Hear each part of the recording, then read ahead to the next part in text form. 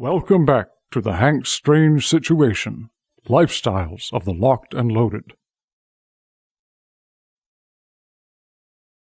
The elites in Washington, quite frankly, in my opinion anyway, and it's just my opinion, but the elites in Washington have certain guidelines and rules that they follow, and they can't escape the guardrails of their rules. Yeah. Of course, he came in and escaped every one of them. He didn't even touch the guardrail, and they just can't stand the fact that he's so unusual and approaches things so normally and rationally. It has to be this kind of very smart bunch of guys get in a room who talk brilliantly to each other, accomplish absolutely nothing, and then leave. Yeah, and make each other feel good. Yeah. Yes, I think that's exactly what happened. Even with the Republican Party, I don't think they wanted Trump. I don't think I know some people here locally that are in the Republican Party. They actually took it over, and the old guard Republicans were kind of mad at them because they were actually campaigning for Trump. You know, while we have all your folks out there listening, I'm going to say something that they may or may not be aware of. Everybody thinks a Republican is a conservative. Nothing could be farther from the truth.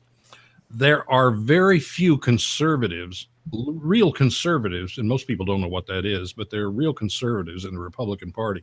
And as an example, the Republican Party is just as hostile to conservatives as the Democrat Party is. If you look back on Reagan, and I'm old enough to, remember that and everything else, the Republican Party hated Reagan. Yeah. They couldn't stand him because he was conservative.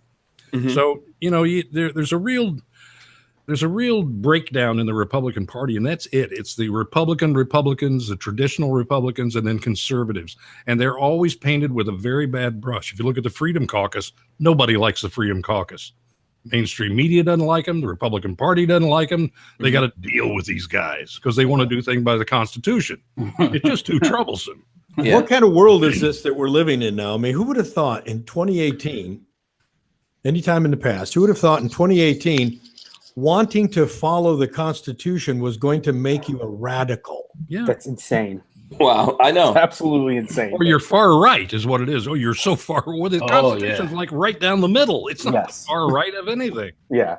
Yeah. Or you're a Nazi if you follow the Constitution. And whoa, hang on. If he was a Nazi, all these ones talking about him would already been shot. Yeah, right. It don't work that way. They don't understand how that works. Okay, but understand this. It's because Donald Trump can't do anything right. So the problem is he doesn't even know how to be a Nazi correct. think about Israel. He just moved the embassy to Jerusalem. It's like, dude, you suck even at being a Nazi. And the world was going to end when he did that. Remember that? Well, the world's always going to end. People are going to die. I'm pretty sure it's Trump's fault that volcano blew up. Of course. Of course it is. Yeah, absolutely. So Chuck, you were saying that people don't really understand what it is to be a conservative. Right. I would like to actually know what your opinion is of that. What's the bullet points? It's very simple. It's really simple. And the problem is most people don't know what I'm getting ready to mention. They know of it, but they don't know anything about it. Or they know very little about it. And that is the Constitution is primary to being a conservative, following the Constitution, which is the law of the land, the Bill of Rights, the Declaration of Independence, embracing all three of those. Then if you do that, you are a conservative. And most people don't because we're all confused about socialism, for instance. I'll give you an example of the other side and how they're confused. With Bernie Sanders, he said, I'm a socialist, but I'm a democratic socialist. Or you hear people talking about a European socialist as if they're all different kinds of socialists. They're not. Well, I have my example of that, Chuck. I always said my example of Bernie Sanders and his democratic socialist is like Jeffrey Dahmer saying he was a gourmet cannibal. Because it puts a different face on cannibalism. It's like, I'm not just any cannibal. I'm a gourmet cannibal. I'm not just any socialist. I'm a democratic socialist. So it's easy with all of these things to become very confused. And this is where our politics lives. Our politics lives and thrives in confusion and chaos and complexity. As complex as they can make it, as chaotic as they can make it, as confusing as they can make it, they can get away with anything. They don't have to define anything. They can define it by saying you're a Nazi or you're a fascist or you're a racist. You're a racist. Yes. Right. Yeah. I mean, you name it. And that's how they define you instead of by what you really think and what you believe. Yeah, they could just double speak you to death. I think that is the point, to confuse everyone. Well, I misspoke. And they're winning. What do you mean I misspoke? I didn't mean that. I misspoke. Well, that's Washington for I lied. Yeah. And one thing I said before the election, the first guy that comes along, and Trump was good because he could pay his own way, and the guy that doesn't apologize every 5 minutes that he misspoke and he didn't do that, people are going to love him. And what happened? Mm-hmm. He doesn't care whether you like him or not. I saw him today, and they were saying, well, what if you're wrong about the nuclear thing with North Korea? He said, well, we're going to find out. He said, I could be wrong about it, and I may have to apologize. I won't. I'll figure a way not to do it. But isn't it better to do something and be wrong? Exactly. And listen, we can always bomb the living daylights out of it. Worst come to worst, you just... Well, of course, I know that's hyperbole, and you don't really mean that. We can. That's true. I hate to see it come to that. I mean, nobody really wants to do that. However, I don't think Trump wants to do that. It's not to say he wouldn't do it, but I don't think he wants to do it. Kim Jong doesn't want to be Gaddafi. No. See, that's exactly. And that could happen in a split second in that country.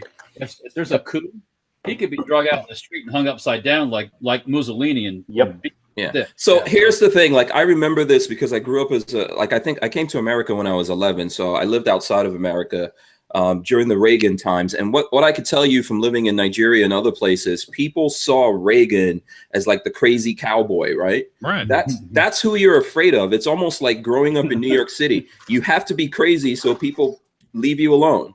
They go, wait a second, I don't think I want to mess with that guy. They're looking for the quiet person, not trying to make eye contact and all that kind of stuff. And this is what's different. To make people pay attention, you have to do these kind of things for people to realize, we better listen to this guy. Yeah. He's for real, yeah. So, I mean, that's what I think. I think I saw that it's a very similar thing that happened way back then that's happening now. And obviously there's an attempt to turn it around on us, right? This absolutely frightens the left, because they also said the same thing about George W. They said that he was a cowboy shooting from the hip, if you remember that. So the left always does those kinds of things. It's just hyperbole. He was one thing that always got me about Bush. Oh, he's an idiot. He's stupid. He's dumb. But every Republican president is an idiot, stupid, and dumb. Yeah, but of course, he knew how to fly a jet when he was in the National Guard. I think he flew a jet, did a lot of things, and actually had a proven IQ higher than Obama ever had. Well, this gets back to that whole thing about how you look and how you speak.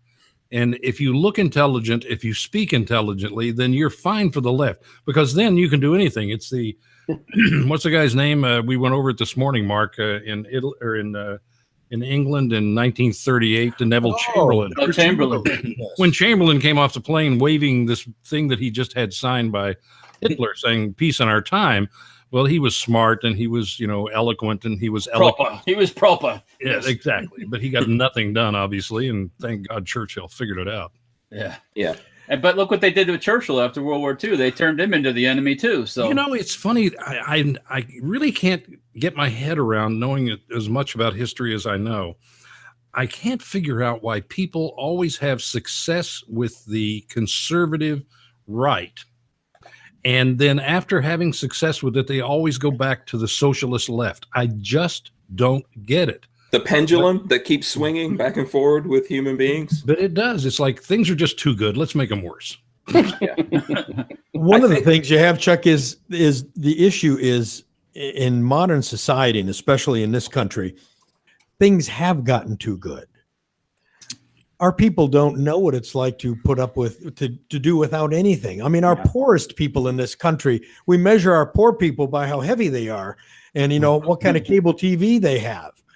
But I mean, and they don't have the latest cell phone either. Right. So, I mean, people, it is built into human brains, and it's part of the brain called an amygdala. And I want to get into it, but brains are hardwired to look for problems.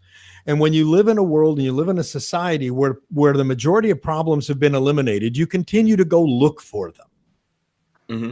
And that's why we get some of this stuff. That's why we have these idiot kids that are doing what they're doing on some of the college campuses, because they have nothing to worry about. They're not even working to pay their way through school. Yeah, well, that's also why politicians don't fix problems; they create problems. We enjoy the drama, right? Well, That's what we need. Bread and circuses. This is the big problem with Trump. The Washington elites learned a long time ago, and perhaps mankind learned a long time ago in politics, that if you create problems, you have something to run on because people are unhappy, and you make them unhappy. You create the chaos around it, the complexity around it, the confusion around it. Well, Trump is a guy who solves problems. That's his job. Right. So he comes into the arena, starts solving all these problems. They're going, no, that's not how you do it. You could never get reelected if you solve all the problems and we don't have anything to run on.